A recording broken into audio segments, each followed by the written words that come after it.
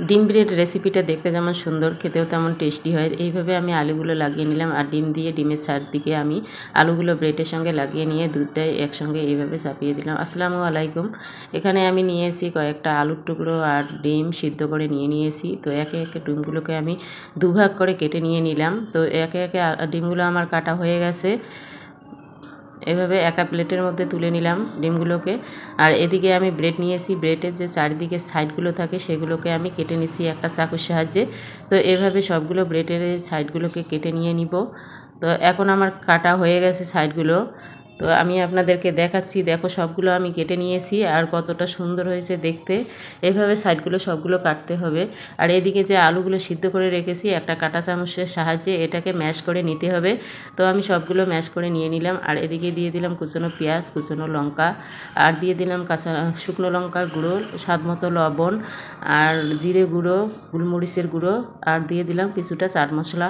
দেওয়ার পরে সবগুলো উপকরণ একসঙ্গে আলুর সঙ্গে মিক্সড করে নিতে হবে। তো আলুর সঙ্গে আমি মিক্সড করে নিয়েছি, এক সাইডে রেখে দিয়ে দিলাম। আর এদিকে যে ব্রেডগুলো আমি কেটে রেখেছি সেখানে আমি একটার উপরে আলু লাগিয়ে নিলাম আর একটার উপরে ডিম দিয়ে দিয়েছি। ডিম দিয়ে চারদিকটায় আলুগুলো লাগিয়ে নেব। এইভাবে আলুগুলো আমি সম্পূর্ণটাতে চারদিকটায় লাগিয়ে নিয়ে নিলাম। এখন দুটো একসঙ্গে করে নিয়ে নেব। তো এখন দেখো দুইটাই একসঙ্গে করে নিয়ে নিলাম। আর যে চারিদিকটায় আলুর পুরটা বার হয়ে গেছে, আঙুল দিয়ে একটু চাপা দিয়ে চারিদিকটায় লাগিয়ে দিতে হবে। তো এভাবে আমি চারিদিকটায় লাগিয়ে দিয়ে নিলাম। নিয়ে এইভাবে সবগুলোকে আমি তৈরি করে নিয়ে নেব। আর এদিকে নিয়েছি বেসন, স্বাদ মতো দিয়ে দিয়েছি লবণ, দিয়ে দিলাম লঙ্কা গুঁড়ো, আর দিয়ে দিলাম কালো জিরে।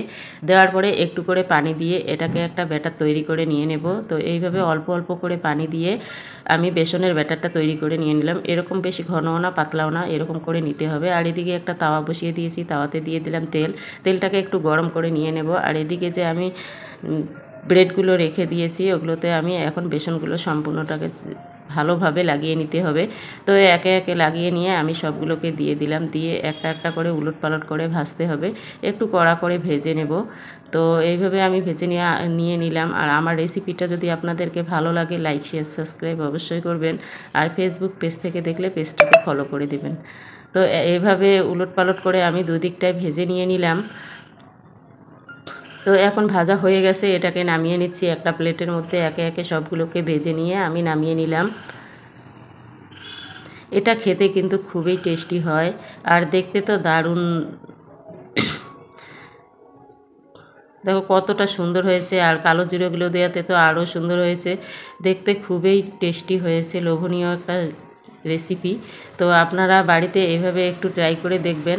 আপনাদেরকে একটা আমি ছিঁড়ে দেখাচ্ছি আর ভিতরটা কতটা সুন্দর হয়েছে। আর ডিমটা তো অনেক সুন্দর হয়েছে, দেখেই বোঝা যাচ্ছে যে কতটা লোভনীয় হয়েছে খেতে। আজকের মতো এই পর্যন্ত। ভিডিওটা দেখার জন্য থ্যাংক ইউ।